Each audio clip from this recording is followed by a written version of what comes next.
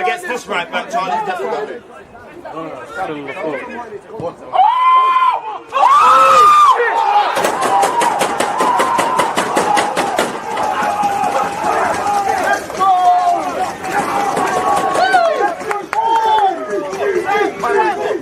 People deluded, I'm back again. Come on, Ian. Come on.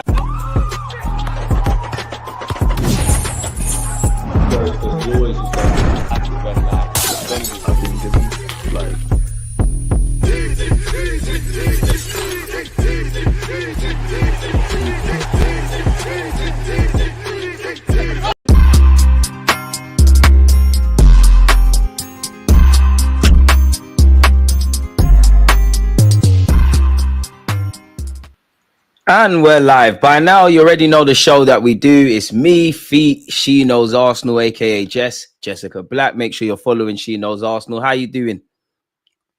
I'm good. How are you? I'm good, man. I'm in good spirits, man. Obviously, the Fulham game, it felt like a loss, but it was a draw, and we finally saw a score from open play and different problems yesterday, I'd say, against Monaco. So I'm all right, man. What you been saying? Unfortunately, we're not on her show. It's not my fault. I'm a bit disappointed to not be on her channel, but it's all good. Yeah. The other show ran too long, but I'll be on my channel a little bit later. I think honestly, I feel a lot better about what I saw against Monaco than I have in a while, because I feel like we controlled the controllables in terms of tactics and setup and stuff like that. I think Arteta went a little bit more into like the basics, where he prioritized the relationships and chemistry. He got two left footers on the left-hand side, which even with, the inconsistencies in Marino's, technical, sometimes technically he had like little blips here and there. Despite that, and maybe even Martinelli not having the best game, the rotations on that side were a lot better. Like, we didn't feel like we weren't able to create any chances. And about 30 minutes went by before Odegaard and Saka really even touched the ball, So I think we saw a lot more balance in the side. I think we also saw Declan Rice in the sixth, which I thought, he played really, really well. Jorginho actually came in and also did really well. And so I think there's a lot of positives in a game where I think the main storyline for a lot of Arsenal fans was, oh my gosh, these players didn't finish these big chances, which, let's be real, they were egregious. Like, I'm not going to sit here and pretend like those chances that we missed were not like the worst thing. Like, you should be putting those away. But a team like Arsenal that lacks clinical finishers has to create an abundance of open play chances to even be able to like be that team that we want us to be further up the table. We are behind a lot of our peers in terms of being able to create those types of chances. So you have to imagine that on a different day, Jesus scores one of those, or Odegaard puts that one away. Maybe Odegaard. I don't know about Jesus and Martinelli, but you're right.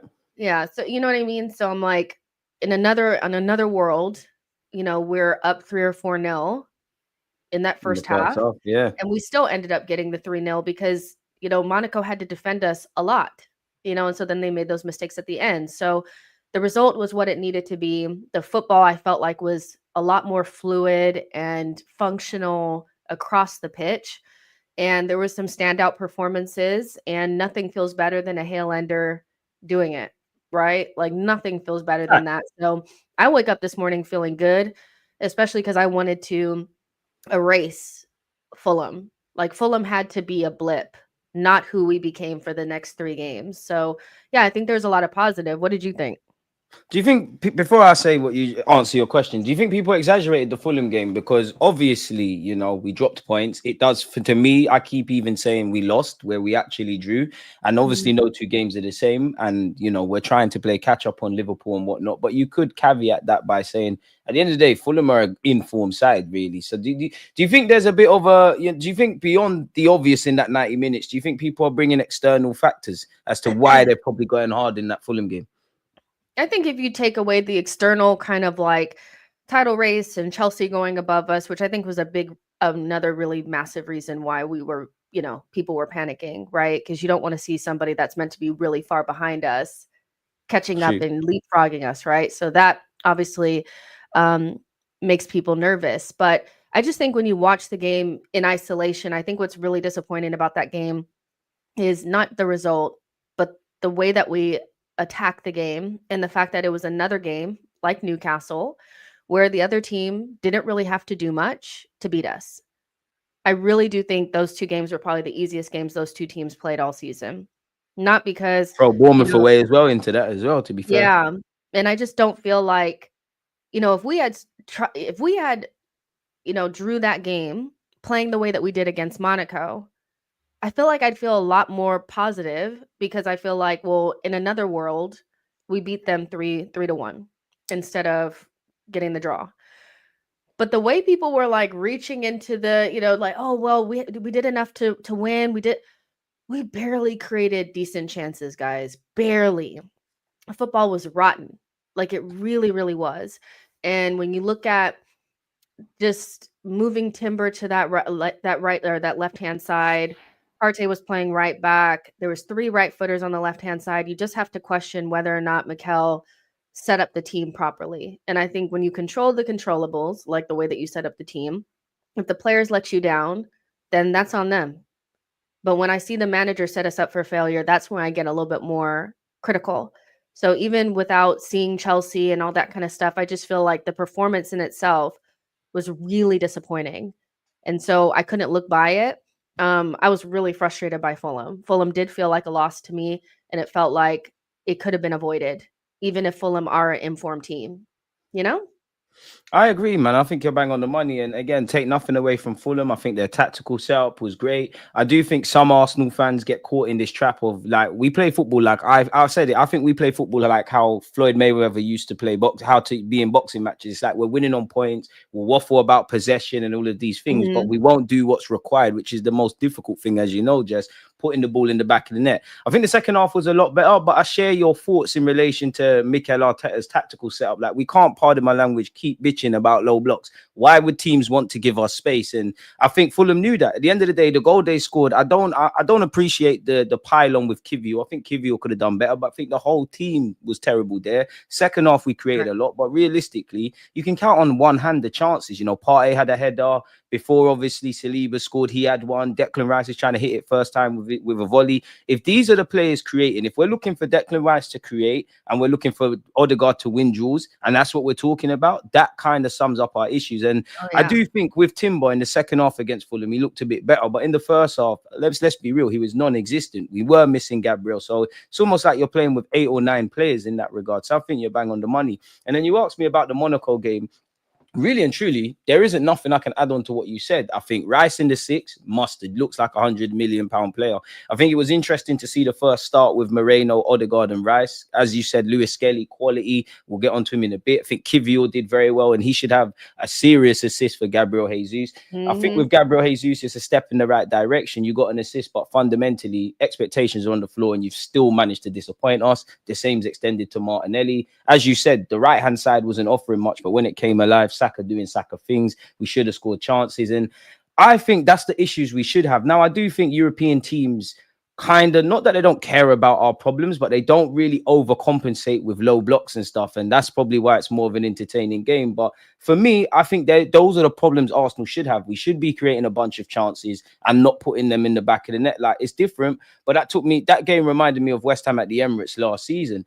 I have to ask you this, because I think Arsenal fans, you know, collectively, we can be very negative when things are going wrong. We get a win like last night, and then the waffling kind of starts. Do you think we can win the Champions League?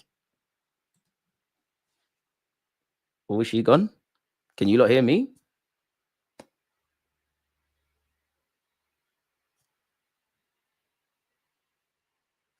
No, yay, no. Is it me? I think it might be me. Is it me? If anyone can hear me, can you comment? Oh, you can hear me. Well, I think that says Jess's thoughts on the Champions League, innit? Give her a sec, man. She'll refresh the page and whatnot. Let me get my phone and text her. Oh, just shows anything can happen, man.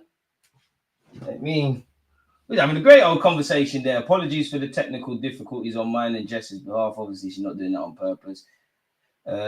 Think you're frozen. Think you're frozen. Think you're frozen. She'll be back in a sec. She'll be back in a sec. But you've got me until then. You've got me until then. She'll be back. She'll be back. She'll be back. She'll be back. She'll be back, man. Fair play, Jesse. So I listen. Come on, man. All right, come on, man. I'll leave you lot to have your opinions, but come on, man. How like you been here before? Is MLS a fullback now? Yes and no. I mean, I wouldn't rule out him having an option in midfield, but at the end of the day, Mikel Arteta, rightly or wrongly, likes multifunctional players. If you can play fullback or central midfield, it's great. And where you look at some players, yeah, you look at Iwobi, you look at different, but you look at Iwobi, you look at Alex Oxlade-Chamberlain, you look at a couple, you know, forcing it, but Jack Wilshere and Ramsey. A lot of these guys played out wide at some point and then came back inside or played in their traditional positions, like even Smith Rowe. I know he technically, you know, made his name being an inside forward, but you can make a case that he's a 10 or an 8. So yeah, man, I think right now you're a fullback, especially with what Mikel Arteta demands. You know, you've given for MLS, he's given Arteta every reason to have confidence in him. Obviously, he's able to implement whatever he's asked. He's doing it consistently. Obviously, we know he's 18 and not so much the Monaco game. You've seen little isms and schisms and little things he can improve. We can't expect him to be the finished article, but you're a serious option at fullback. And yeah, you know me, boy, you're always here. I hate the whole starting conversations with ifs and buts and whens, but when everybody's fit, while we've got a lot of great defensive options, you can make a case of maybe Kivior departing, maybe Tomiyasu departing, maybe Zinchenko departing, which obviously opens up scope for you to play, man. I wouldn't rule out him having a future in midfield, but he's doing his thing. Jessie's back now. Not sure what happened there, but she's back now. She's back now. I had the internet outage, so it's calm, man. I can't even remember where we was. Yeah, I don't either. So yeah, what were you talking about? Oh yeah, about? that's it. Can we win the Champions League, and are we more likely to win the Champs or the Prem? I feel like, of course, we can win the Champions League. It's just more of like of course we can. Like, there's a chance that we can. It's just unlikely based on our European history. I feel like there's not enough we just don't have a good record, so it doesn't feel like it. But in terms of the Premier, I think both of them are difficult in their own ways. You know how I feel. I think you have to be the best team in the league to win it. I think it's very rare that you find a team that has more flaws and more gaps in their team, being able to overcome more complete teams or teams that are playing at a higher level. And so right now, I don't think we're playing at Liverpool's level. I also don't think we're playing at Chelsea's level. I hate to say that, but I think they're playing just at a little bit of a higher clip than us right now. So we need to close that gap and then hope that they also fall away. It probably is just a little bit more likely that we'll win the Premier League than the Champions League. But, I agree. You know, we have to try for both and just see. You know, I think in a cup competition, you just have to win a string of games. You know, like, and I know it's easier said than done, but we don't have to be the best team to win a cup. You'd have to be the best team to win the Premier League. So, yeah, it's a tough situation to be in right now, but they just have to try to put together better performances and get better results. And I think what we do is we put together a good run of games or a good run of results, but it doesn't add up to a title-winning season. And so people will be like, oh, well, we're the best team in 2024. We just need to be the best team in the 2024-2025 season.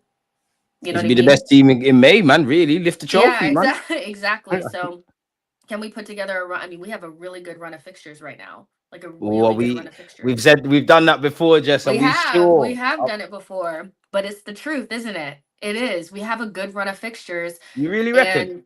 Yeah, I think so. What are we playing? Like the Ipswich, couple of games against Crystal Palace, Everton. Yeah.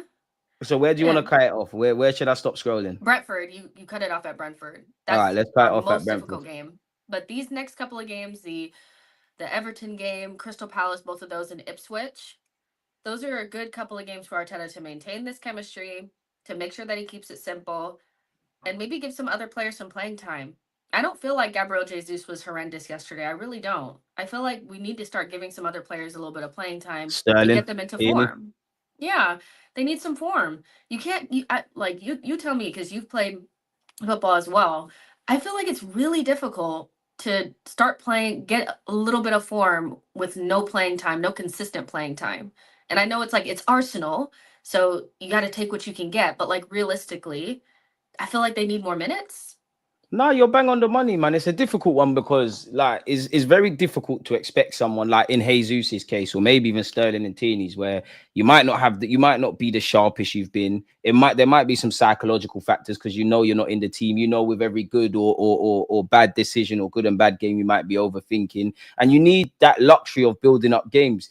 So you are right, but at the same time, not that we've been playing amazing, but we're doing what we can in the champs and the Prem.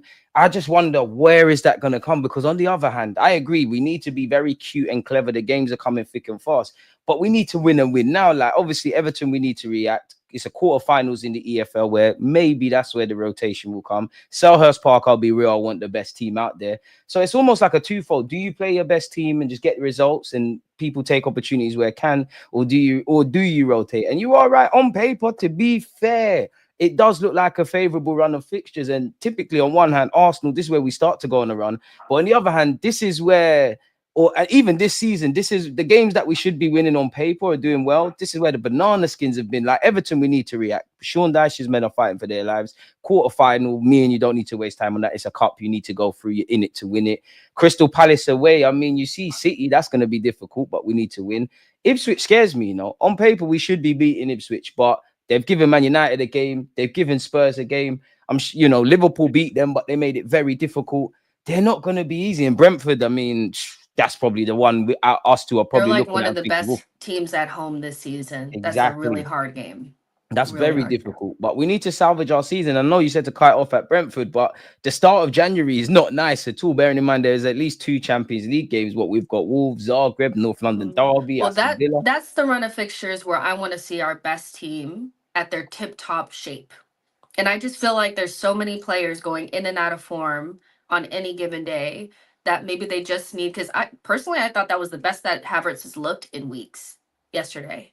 The He had best a good he's impact looked. off the bench. I mean, I don't know if it was his goal or own goal. Who cares? He was just in the Yeah. mix. I think he that's the best that he's looked physically, and it was only a couple of minutes, but we're gonna have to use more than just the players that we got, 100%. and especially up front, there needs to be another player that just gets a little purple patch, a little streak, a little something. And as weird as this gonna sound, I feel like the closest player to probably doing that might be Jesus. I don't think his I've given up, performances have man. been.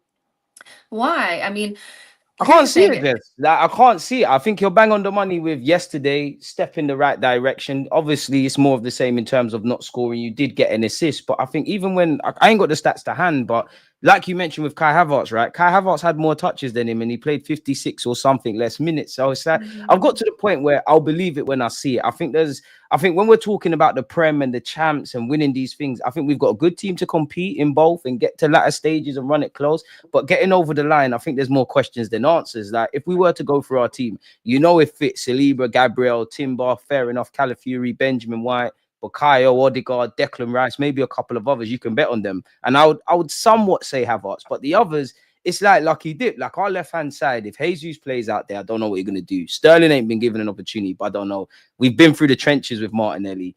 Gabriel and Trossard, even, who's probably the best of the lot and probably the one you place your most faith. Every game presents a different question. So I don't know. That's why I'm more I more believe we're more likely to win the Prem than the champs. I think, anyone can win it. You're in the competition, but it comes down to fine margins. And I don't know if we're gonna do it. I think over 2 legs, we can definitely give everyone a game. We might even get a memorable win at the Emirates, but can we go to Inter away, which we lost? Can we go to Real Madrid? Can we go to Barca? And before I even praise the opposition, we shoot ourselves in the foot. Like we are the reason we didn't go through against Bayern. We played with fire in the first leg. We got burnt. I think we personally got cold feet in the second leg, but I don't know, man. I want one of those major honors, but I think it's slipping away, man. I'll be real. I think it really is slipping away. It's definitely slipping away. I'm just, as somebody that's like known as being pessimistic or whatever, my feeling on the season is that if it's not a domestic cup, it's not happening.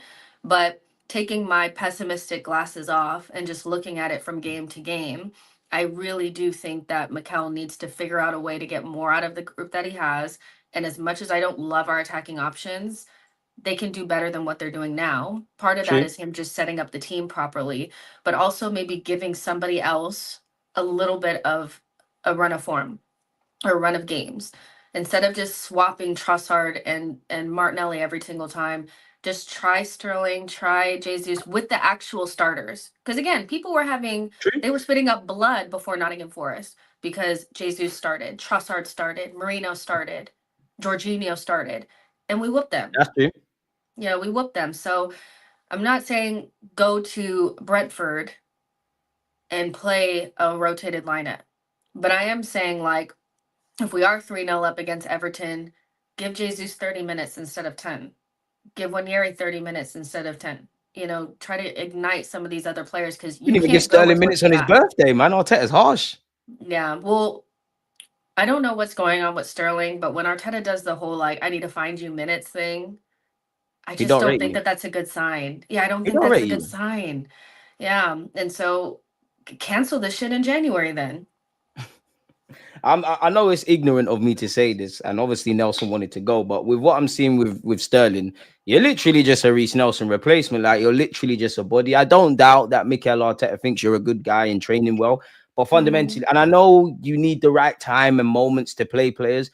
Honestly, I don't think he trusts you. I don't think and this is Arteta's fault. I don't think he trusts all of that squad. I think there's a handful of players he trusts, and maybe I'm being ignorant. And of course, minutes have to be adjusted because there's been injuries. But I just feel, look at who's played. Forget when we've played well, when we've played rubbish. The same team goes out there, rightly or wrongly.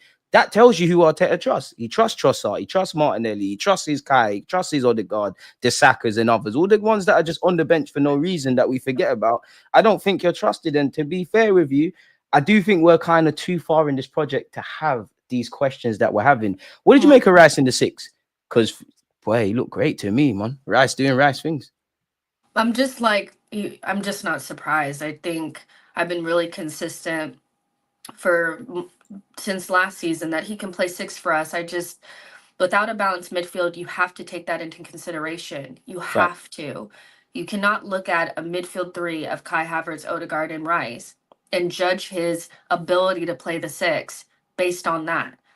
Yesterday was the first time that he had a competent left center mid next to him. First time. And he played amazing. He can play 6 for us. There's different horses for courses. Obviously, Jorginho, Partey, and Rice are all very different, but we have less of a problem at 6 than anywhere else on the pitch. We have an embarrassment of riches in that position, and all 3 of them have played in the last couple of games, and we've won those games with them playing in the 6.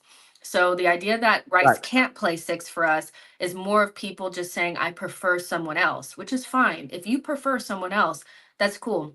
But the idea that Declan Rice can't play 6 for Arsenal is ridiculous. He just needed a competent left center mid. That's it. And Marino wasn't even perfect yesterday, but just having somebody that could do the basics on that side made all of the difference. And so I thought he was fabulous yesterday. I thought he did what he does best. The long passing, those long pings that he does from side to side, and then sweeping up. He's the best at that. He is the best at sweeping up in front of, exactly. And so I think the split of him and Jorginho was perfect because in the second half, around the 60th minute, we had lost a little bit of our control, and Arteta brought in Jorginho, and that control came in. Subs did well. Big up Jorginho, Kai Havertz, and Timber in particular, I must say, yesterday. Yeah, it was horses for courses, and you guys know how I feel about the 6th position. I think it should be Rice. And I think people needed to see that he could play in that position. I don't know where this has come from, that he just passes sideways and backwards and all that kind of stuff. He is a little bit more comfortable in that role, man.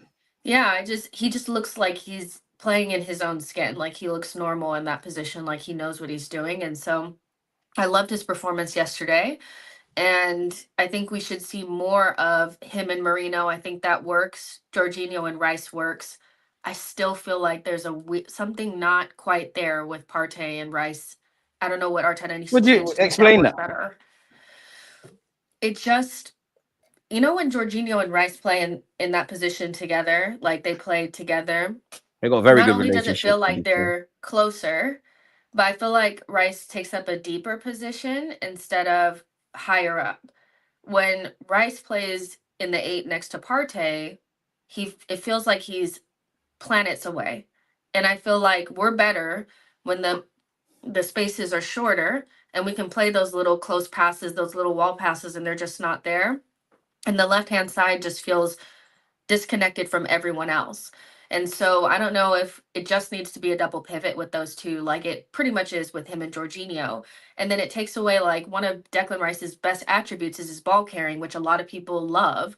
But I feel like you just don't see it when his starting position is so far forward. I feel like when it's deeper, then he can actually carry the ball into those positions that we want him to. Because what we don't want him carrying the ball into the box. We want him carrying the ball through midfield.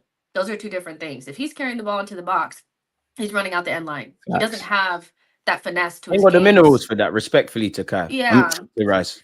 And I think that Odegaard, Partey, Rice midfield mostly works just because those are three really good players. Not necessarily because the balance is perfect or the tactics are right. It's because they're just really good players and they just make it work. But my eye is telling me that the balance is so much better with Marino and Rice and Odegaard, or Jorginho, Rice and Odegaard.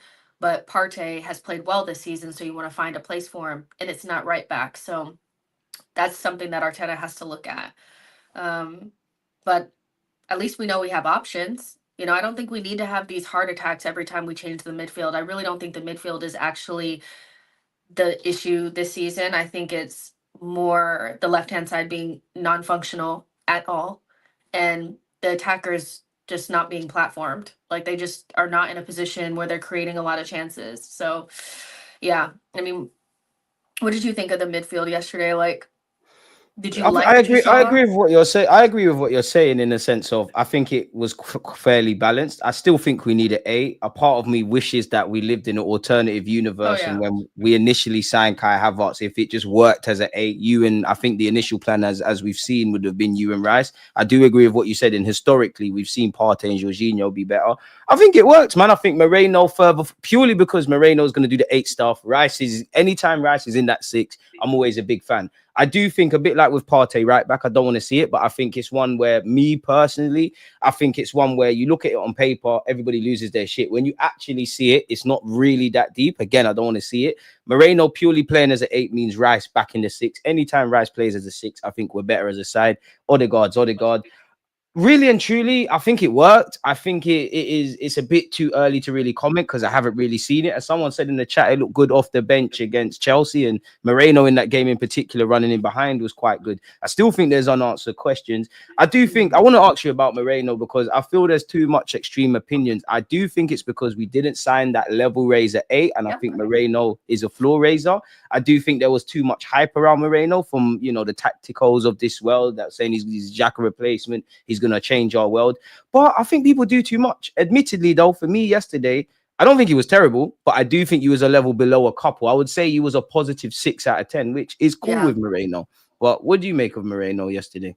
Yeah, I agree. I think that there was just there were quite a few inconsistencies technically with, you know, the initial touch. Like the initial touch sometimes was giving Timberland boot. It just was, you know. So, but he recovered in a lot of those situations by putting his body between the ball and the player and stuff. So it was just like one of those games where all he had to kind of do was the basics and we would look better because it just balanced things out. But from an individual perspective, I would love to see his touches be a little bit cleaner. I'd like to see him, you know, react a little bit quicker. I think he was a little slow in some situations, not necessarily slow for pace, but slow in his action, in decision making.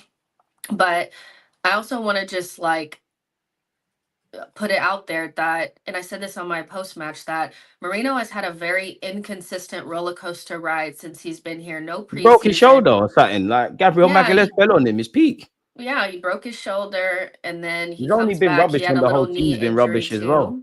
Yeah, so it's been like a little inconsistent for him, and he's still in the midst of trying to get used to playing with us. It took Raya a whole season to get used to playing with us.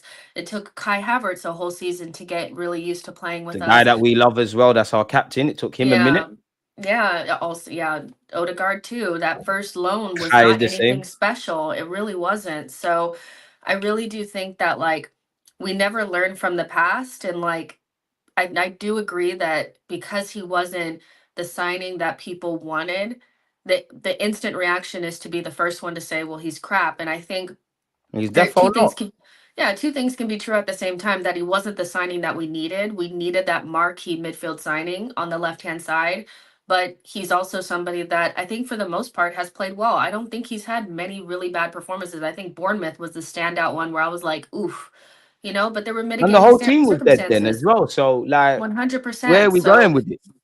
I think what we have a hard time doing as a fan base, and I think fans in general, is separating what we want from actual performances. You're You asking too know, much there, Jess, man. yeah, because I know that because a lot of people are like, when I was saying that Jesus should probably get some more minutes and he wasn't terrible, is all I really saw was, but he's shit, get him out. He's crap, get him out. We can't get him out now. The window is not open. It is We got what we closed. got until the summer, I would reckon, because Yeah, like Arteta shut down that Jesus stuff leaving in yeah. January. And to be You, honest, like we said on your stream and my stream last week, you could, for a variety of reasons, you could say Tomiyasu, Kivio, Zinchenko, Jesus, Partey, Jorginho, Sterling, Neto, they could all leave. Realistically, that's not happening in January, and I don't think that's the smartest decision to make in Jan. Like, we've got one of the smallest squads. There's no assurance we're bringing in people. Do you think Moreno, it's time to see Moreno, Odegaard, and Rice, or does Partey, the minute we get some fullbacks, does Partey go back in midfield in this current I climate? do think that this would, and before, because I know people that's like, well, are going to try to kill me for this. Listen to everything that I'm saying They're not before you going to, Jess. react, right? They're Just not going listen to. for a second. I think if you know Thomas Partey, then you know that there's going to be a period of time where his fitness will drop. He's just somebody that he's not able to maintain his fitness for long periods of time. Don't jinx Last it. He's couple, done so well already. Don't jinx it, even though you're listen, not lying. Don't jinx it the yet. last couple of games, even I know he's playing in right back, but just the physicality I think has dropped. He looks a little bit slower, especially up here. Like, it's like he's doing stuff that he wasn't doing. He's not as sharp. Again, Everton, Crystal Palace, Ipswich, these are still difficult games because every game is difficult. But if you want your You're right. best team, if your best team includes Partey, to be ready and fresh and all that kind of stuff going into a more difficult January, then I think you'd want to maybe rest him You now. got to be cute and clever. Yeah, and rest him now. That doesn't mean that he'll never play again. But if you actually want Partey to be fit for those games and you're watching his fitness deteriorate now, and he already had that first muscle injury, then this is probably the only time you're going to get until, the season ends where he'll get a rest. So I think you could run it for a couple of games. I Do you do. rest I him think you, against Everton then? yeah, I'd rest him against Oh, Everton. you're I scaring would. me, Jets, man. I don't know, because I hear you. You're not wrong. Everything you said is facts, but I'm just thinking, right, you know what? We drop points against Fulham. We need to react. If you put a gun to my head right now and say we need 3 points, I think Partey's got to start. So that's where I agree with Well, everything you're saying. I just, we had a maybe that's gun my to own our nerves, head. We had a gun to our head when we came back against Nottingham Forest. which We is true. had to win that game, and Which is Jorginho and true. Marino started. So I'm not afraid to play against. I don't feel like Partey not starting means that we instantly will drop points No. against Everton. I really don't. So I would rest him, just knowing that we have Champions League. We're in 4 competitions, even just for one game. And just give Marino a chance to get his feet under him too, because you To just be never know fair, what will you know happen. what? Partey plays in the quarterfinals, or vice versa. If Partey plays, Moreno plays. I hear it. It like you said, and we've been saying, it's that time now. Whether Jess or me or anyone here doesn't rate this player, rates that. At the end of the day, this is what we've got. Now we all know there's regulars and there's guaranteed starters and there's Yeah, for people on the sure. peripheral, but everybody's in the squad. Everyone has to be utilized. We're still in 3-4 competitions. Whether we win it or not's another thing. The games are coming every 4 days now. Why do you think Partey plays right back? Because fair enough, he's done it for Atletico Madrid. I only ask you more so as a whole at Arsenal, because naturally, obviously, Partey can play there in theory. We've got injuries. But last season, when everyone was quote unquote fit, Arteta was persistent with him. Why do you think that is? Is that to get and It's be weird Arteta's and get another great, midfielder? wonderful plan. His great, wonderful plan has always been to have some sort of midfielder on both sides, inverting next to Declan Rice. I And then must admit, I'm with it as well. Maybe not so then much the personnel, but I'm with it. yeah, then the number 8 is not required to be an actual midfielder. I feel like that was always his great and wonderful plan, because he was not forced to do that at the beginning of last season. He wasn't. He had choices. Tomiyasu was on the bench Yeah, against he Nottingham wanted to Forest. do that last year. That's what I'm asking. he wanted it. I really do think that he likes the idea of the left center mid being some floater second striker, because he continues to push for it, even if it's Declan Rice or Kai or whoever, that player is not as involved. Rice is in between, or the number 6 is between two inverted players on either side. And And then you got Partey, Kai dropping as he well. likes Yeah, that. Arteta loves it. Yeah, I wouldn't be surprised if we had somehow magically gotten Caicedo, if Caicedo would play that role, because he's perfect for that Yeah. role. Because he did do it at Brighton. Yeah. Yeah. So I think that's Arteta's big, wonderful galaxy brain thing, but it just requires too many pieces to be there, and you can't replicate all those unique pieces. And that's a big issue with his system, is that it requires very unique pieces and unique circumstances. And if you take one of those pieces out, it just doesn't work the same. I just prefer more simple. I think the more simplified our game is, the better we play. But yeah, I think that's, like, I wouldn't be surprised if we got the striker in the summer and Arteta still tried to do some version of this and drop Kai back into that You mean floating not? Yeah, position. I was about to say that. Kai will probably move into that kind of 10. He'll do something with Odegaard. exactly. I reckon Odegaard probably play on the right hand side rather than what I was about to say is the left. I want to kind of piggyback off what you said there, because I think you're right with the galaxy brain, and I'm sure you'd agree. One thing we like about Arteta is he overthinks in a positive way. He thinks about the opposition, inverted fullbacks, the strikers dropping in, all of that kind of jazz. Yeah. But I do feel with Mikel Arteta, and he's not an idiot. Things can go wrong. It's like they say everyone's got a plan till they get punched in the face, right? It's like take the Fulham game. It's like he can plan because he nullified Fulham. It's our fault why we conceded. He completely nullified them. We was all onto them in the second half. But as smart as Mikel Arteta is, I personally feel sometimes you've got to be humble and say, you know what, I might want inverted fullbacks. They're playing a low block. We need to create space. And if you haven't got like the Smith Rowes and the Ethans, those kind of pocket players, sometimes you just have to say, you know what, fullbacks, be natural fullbacks, overlap, strikers, score goals, centre mids, just create. Like, why do you think he doesn't do that? Because obviously, I look at the Fulham game. I'm not saying Tini would have made us win. And I think some fans get caught in this trap of, because it was 1-1 and we need to win, throw everybody forward. There's reality, we could have lost that game. But you do need to be a bit braver. Why do you think sometimes he doesn't kind of abandon his principles, maybe be a bit more humble and get a traditional Tini, or tell Timber, because he's got the athleticism, to be a normal fullback in moments like that? I think Arteta has this thing about him too, where he's like, I back myself to coach these players into the players that I think that they can be, despite their limitations. I think he has a little bit of that. He's a coach, like he really feels like he can just coach everything to the nth degree. He's like, I can just coach it into these players, right? I think it's a little bit of that. And also, most top managers double down on their principles. Yeah, I think they just do. I feel like you have to have a level of, well, we just needed to do plan A better, because I think if you, every time, like if we lose a game or we go through a bad patch, we change things. I feel like it takes away that little bit of like, oh, so does the manager not know what he's doing or not? I think sometimes you do need to be like, well, I know that this is going to work, so let's just double down on it. Plan A, do plan A better. But I think Arteta's running into little issues here and there because he doesn't have the little things to bail him out when plan A doesn't work. And that's what he needs. Like, if he wants to play the system, convoluted system and all that kind of stuff, he needs to have somebody on the bench that he can throw on that can do a Duran and save him. He needs that, but he doesn't have that. So when plan A is not perfect and it doesn't work and he tries to double down on it, it just falls apart, So I just think he backs himself into a corner. But the coaching within the inch of a life, like, that works with the set pieces and the throw-ins and stuff like that. But players have limitations, and you're not going to make Kai Havertz into a 20-goal season striker. You're probably not. Odegaard will never be KDB. I think he's one of the probably most misprofiled players in our team, mostly because I think. Explain that for us.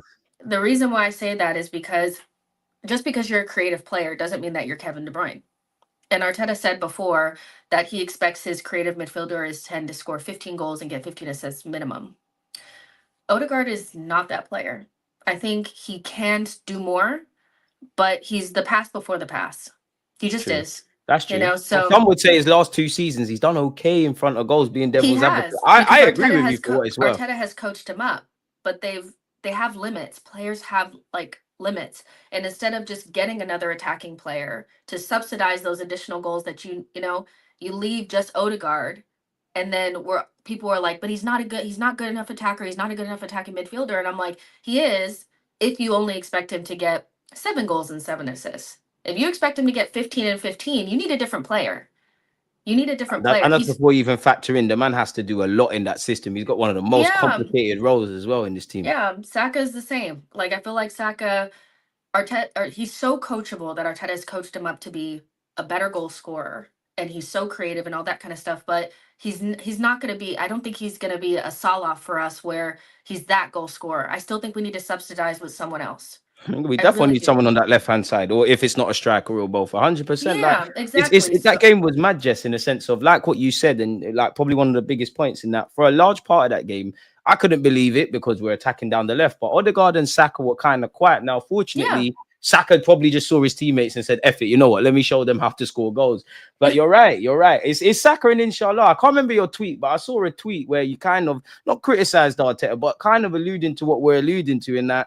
What we all know in that, can we get some other solutions? Because everybody can suss this out. If Odegaard, Saka, and whoever's on that right-hand side are not offering anything, we're making it even harder for ourselves. And that's what I mean when I feel, when it comes to us picking up 3 points, us on the field, the tactics, I think we shoot ourselves in the foot. And it's these things that, for me, need to be addressed, man.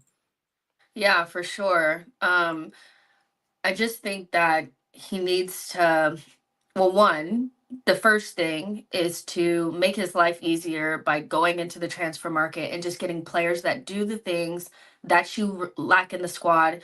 And yeah, you can coach up other players, but just add that talent into the squad. It'll make your life so much easier. But, when you're looking at the group that you have now, you really need this group to have a lot of chances because they're just not clinical. So make that a priority. Because again, against Monaco, they were a team that weren't trying to sit back. They were trying to attack. They weren't the type of team Let's be real. Should have been 7-0. Should have been an iconic kind of record-breaking night at the Emirates. Exactly. So attacking didn't take away from our defensive anything. And yeah, maybe in those first 20 minutes of the second half, they maybe would have nicked one. But I still think that we played a 5-0 game. We did. Arteta coached that. It was different. Arteta coached a 6, 7, 8-0, and the players didn't do their thing. The Fulham game, maybe you can say it's Arteta more than the players. Yeah, and I think if they get into attacking positions more often, and our game is more based around getting them into good positions rather than them playing basically like fullbacks and defending so much and staying in shape and all of that, they will attack better. They just will. I just think I agree. They spend too long without getting those chances. I remember, probably a bad example because obviously people don't want to hear about it, but last season and a little bit of this season, Chelsea were creating a lot of chances, but they weren't scoring. And people are like, well, their attackers are just not good enough. Now they're scoring they're scoring a lot. I just feel like when you get a lot of chances and you know that more chances are going to come, you can relax a little bit more and play your game. Right now, I just feel like there's a tension within those attackers, and whether you like them or not, I know there's a lot of people that don't like Jesus. They don't think Sterling is good enough. They don't like Trossard. They don't like Martinelli. You cannot say with a straight face that this is as good as they can do. And if they're all struggling, which they all are, and they all have to take responsibility because they're all in goal-scoring moments, like it's become a regular theme. You can go all the way back to Atalanta. Martinelli does the right thing in that he gets, for him, for example, you get in goal-scoring positions. It's just you're not doing good enough, and the same's going with the same for all of them. But being devil's advocate, if they're all struggling, the manager might be doing something. Because I like kind of piggybanking off what you said. I do think we need a striker, we need a winger, the players need to fix up all of that kind of stuff. But it shouldn't be an issue. We should be seeing what we saw yesterday or against West Ham. Now, again, the system of the opposition dictates stuff. I need to ask you about Lewis-Skelly before I forget. Do you start him against Everton? Absolutely.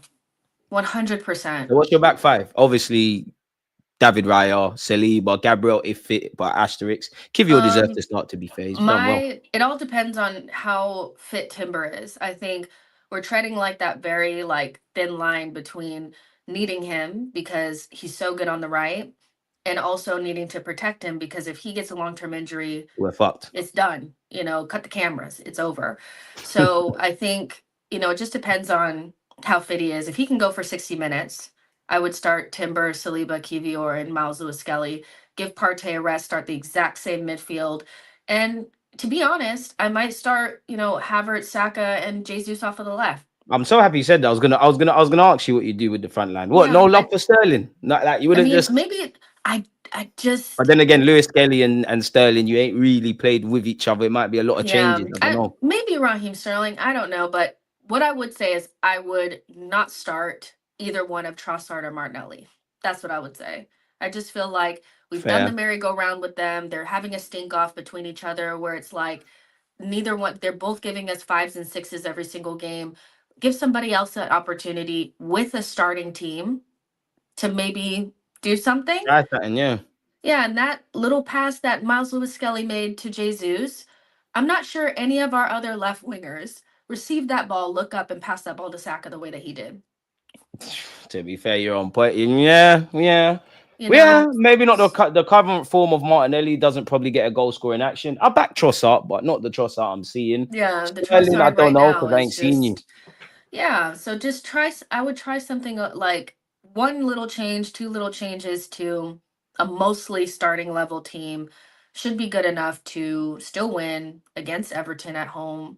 But that's what I would go with. I think Myles Lewis-Skelly just showed that, like, if you're good enough, you're old enough. Facts. And he's a lot of people talk about Ethan, and for very good reason, but Myles Lewis-Skelly is fantastic. Equally a great prospect to have, man. So Yeah. intelligent. So it's the maturity. Obviously, you can see he's 18, more so in the cups. But like you said, if you're good enough, you're old enough. And I think away from anything with Lewis-Skelly, obviously he'll be happy. It's one of those moments as a footballer. You're dreaming, you're playing in the Champions League. Just to hear the way Mikel Arteta, before the glazing that Arteta was doing naturally, just to say he trusts you, you're consistent, Yeah. you're all of this. That's how you get minutes. And I think with Lewis-Skelly, the best thing with that is you don't see Kivio at left back unless you're closing out games. Kivio's looked a lot better as a centre half. Obviously, people can say against United and against Monaco, he wasn't really tested, which is true. And those are the games you can get away with. But I think Kivio, like, you know me, we joke around with Kivio all the time. But I have to give the man credit. The man should have had one of the assists of the season. He's done his thing. Do you think Kivio can rob Gabriel Magalhaes of that spot? Absolutely not. I think Gabriel is going to be fit against Everton. I think that's I what hope so. We read. miss him.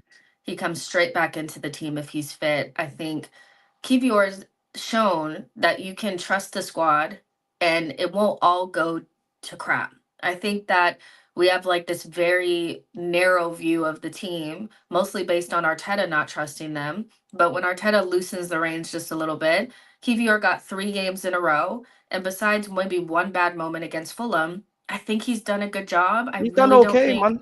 Yeah, and you're always going to have a drop off between Gabriel Magalhaes and the next guy. Let's be real, but I think Kivior has shown that in his natural position, he can do a job for us. And that's a great thing to realize. Some man just have to do a job, man. You just like, not everyone's playing 20 odd games. And I would say with Kivior, and I still maintain it, and I'd actually extend it to Mikel Moreno, for all your criticisms and your faults and what you're good and bad at.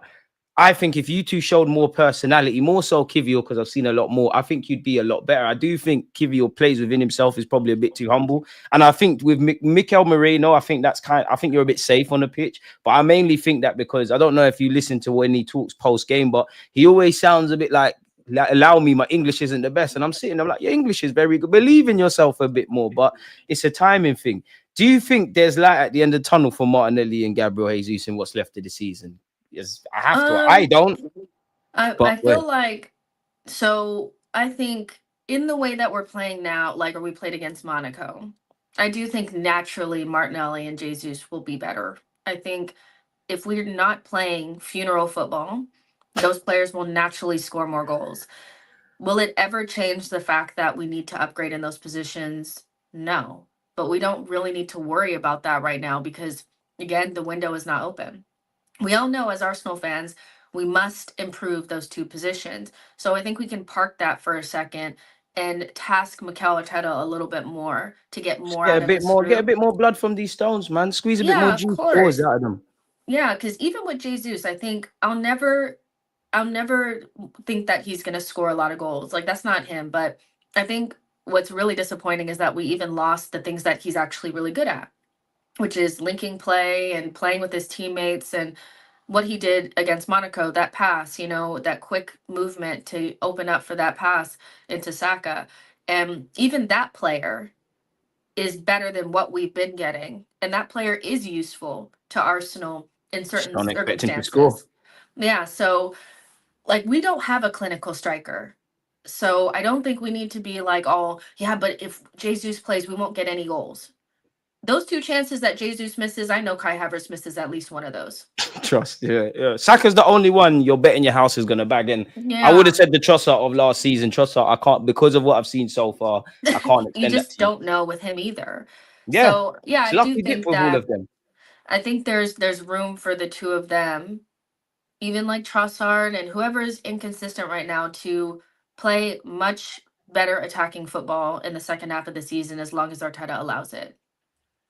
I think you're bang on the money. What do you make of this? Because this is interesting from Oliver. He said hot take, but I feel like the striker thing is a bit of a myth. It's not like we've a system around elite catering to a big number 9 like pre-Haaland City. I agree indirectly. I think we need a striker, and Arteta would have to change what he's doing. But for me, I always say this. Yeah, we can mock Kai and Gabriel Jesus and all these things, but if it was a thing like yesterday, we would be playing where there's a million chances. Cool, striker scores, but we don't exactly play like that week in, week out. Where are you at with that?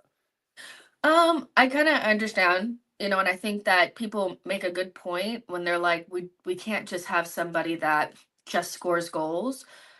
We need somebody that helps facilitate a little bit more. I get that.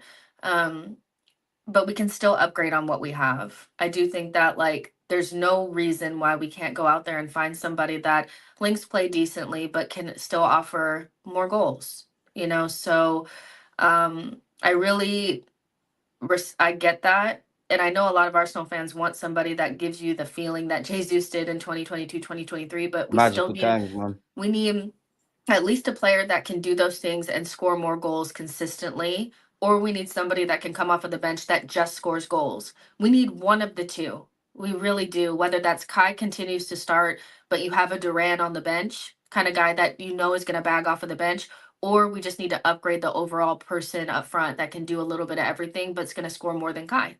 So Facts. we still have to, like we need that, so Arsenal need to figure out what they have available to them in the summer. I think we're more likely to get somebody that comes off of the bench and scores goals. So how do you feel about January then?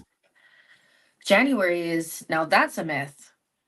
Like Dan Potts said on my channel, January for Arsenal fans is just January. It's just January. Like it's just the new year. I don't anticipate us going into that winter window and doing anything but maybe bringing in some defender or something like that because we have so many injuries. But I don't know who Arsenal would go, because nobody that is good for their team is leaving in January. So that cuts off a lot of opportunities. Unless you're going to make them available, which it requires that. Yeah, a lot of money. So I think all of those attacking ambitions will exist in the summer. Like that's what we'll mostly see more links to that. But January is going to be either bringing in some sort of defender to, fill in the gap or nothing. So you're not confident about the Adam? We've been linked with Ademola Lookman, Nico Williams, Mohamed Kudus, yada yada yada. You don't think any of that can happen? No, because all of those players are important to the teams that they're in. They have ambitions as well, and why would they allow their best like Kudus is a player that West Ham absolutely need this season. Release clause though, apparently. Yeah. Of 80 million. Lookman is having a world-class season, and Atalanta have ambitions of winning Serie A. Like they are much so in there. They're still in the Champions League, just like we are. Of Serie A. Yeah, he's one of their best players. He's not leaving. So we had an opportunity, by the way. We could have brought in Lookman. He was dying to leave Atalanta in the summer. He was pushing for a move to PSG, and we could have tried to we didn't do it. So we have to lay in the bed that we made. That's the thing, and I'm with you with that. Fans, it is. I don't want to agree with Evra, but it is always last season, and I think Arsenal fans. I'm not saying they're wrong, but they do fall into this trap of the propaganda of the media places. Like, I'm not saying that we need to sign people for the sake of it, but it's like if enough people say the same thing, oh, who is available? We tried for this. There's not that unique profile. Yes, in theory that makes sense, but it's not like we're a prime City or Real Madrid side. Is there really players that can't improve us? And naturally, some of you are probably saying on the screen, oh my God, DG, who are we going to get? I can't tell you. It's not my job, but Exactly. really, we really can't. So as good as it is, we could only get Raheem Sterling on loan, which I don't even want to get onto Sterling, but you're clearly just a body. Fair enough, if that's honestly what we believe, really. My final thing for you, Jess, would be Partey's apparently future is uncertain. There's been no significant progress on a contract. Would you give him a new deal? No, I would not. I would go for, actually, I would move on Jorginho and Partey and bring in a younger profile and double down on Declan Rice in the 6. I'm with that. That's cool. I'm not really, I don't feel like we need to long this out anymore. Just move him on. I know that's like, well, you can't find a replacement as good as him. Well, that's why you bring in a younger profile, somebody that can grow into that position and maybe offers that passing from deep. Lavia would have been perfect, man. Yeah, but you can find those players with a good sporting director, which I know you're going to that. But yeah, I would move them both on. I think we need a fresh look in midfield, and I think continuing on with Jorginho and Partey is just keeping the staleness. So yeah. Bang on the money. I know I said last question, but like you said, sporting director, we've been linked with Roberto Alabi. I'm not expecting you to be an expert on him, neither am I. Are you having him? We've been linked with him, Dan Ashworth, Luis Campos. Where are you at with it? And like, in fact, I'd also say on that, does it make you feel nervous that it's mid-season, we ain't got a sporting director? I mean, yes, I feel like the sporting director recruitment is the most important thing from now until the summer, because if we're still looking for our sporting director in the summer, then it's going to hurt our summer transfer window. So yes, that needs to get done. It needs to get done 100%. now. In terms of Olave, I like him. I'm a fan of Real Sociedad. I like the players that they brought in. If you like your Isaks and your Odegaards and your Marinos and Zubamindis, then you would like somebody like Olave because he helped build that team.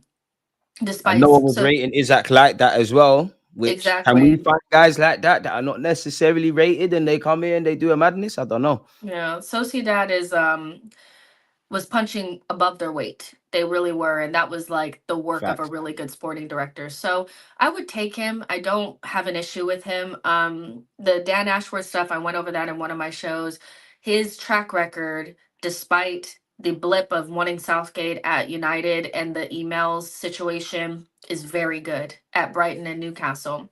I don't take to him, I don't know why, but there's something, and it's really not based off anything. There's just something in my gut that tells me I don't trust you, Dan Ashworth. But you are right about the Brighton thing. I don't trust him. He's a decent option, but they're saying that Everton want him, which probably is a better fit because it's more of like he's very English forward. So I don't. His boy is Richard Garlick at Arsenal, though, so it could work, I guess. Yeah, we'll see, but I saw that they want to maybe just give the job to Jason Ito. That was Edu's number 2. That would be my personal worst choice. Hiring from within and not going out there and getting somebody with a proven track record is just, you might as well just say that Arteta is running the club. This is what I'm saying. I don't want no more. I mean, I'm sure. I'm sure. For Alabe, for Campos, for all these guys, they had to be rookies once upon a time in it to become who they've become. But I'm not on that. Fair enough. If he does the job, he does the job. But I'm not on that, man. We need an experienced hand now. We need. If I'm not, I say this all the time. I'm not comparing Mikel Arteta to David Dean. But to Arsene Wenger. If Arteta was Arsene Wenger, then we need that David Dean. We need an experienced man that knows what they're doing, and they need to be given the keys, because I can't comment on something I don't see, but I think Mikel Arteta's voice holds a bit too much of a say. Obviously, they're going to ask Arteta who he thinks should be the sporting director, but for me, even the fact that that article we just said he's got a preference, what's going on? He mentioned him when they asked about the sporting director thing in one of the pressers. He mentioned Jason Ito doing a really good job, and so instantly my back got up because I was like, so you guys are just gonna, because if Arteta mentions somebody by name, I'm thinking that person is definitely in the mix and should not be. So We should be hiring outside. It's very much so an Arsenal thing under this regime to hire from within, and we've seen like that we don't. It's not giving, So whatever, we'll see how it goes. But they need to hire somebody now so that when the summer transfer window opens, We're ready. we can just get things done. But yeah, There's I'm a lot not to getting do. a good feeling. Listen, there's a lot to do, and I mean, it's Arsenal, in it. We love these projects and things. On the face of it, there is stability, but if me and you went through the squad, there's a lot of question marks over several players, even the players that we rate. When you look at contracts, that's before we talk about bringing people in. There's a lot to do in it. There's a lot where our football club's concerned, but it makes for good content. Jess, before I let you get out of here, as usual, thank you for being here. It's been quite civil. Let people know where to find you and when you're next live, man. Yeah, I'm still guys, vexed I'm not on your channel as well, but it's cool. I know I have to do the show after the Arsenal women's game now. So, yeah, I'll do a stream after the Arsenal women game. So around like 8 p.m. UK time. If you guys are interested, go in the search bar and search She Knows Arsenal. And Don't go on the search bar. Just click the title of the vid. Don't be lazy. It's there. Okay, like, just click the do title that. and you'll find my channel. So yeah, and I'll be live in a couple of hours. There you have it, man. You heard her. There's Arsenal women's content. I'm sure she'll run over what we've run over and any other talking points, people. I'm sure you lot agree and disagree. So make sure you're liking, you're commenting, and you're subscribing. Hopefully next week we're back on both channels again. But for now, people, we're out, man. Safe. I mean, in tribute to Lewis-Skelly, it's only right we show inverted fullbacks. Against this right back, Charlie's definitely. Give it your. I have to.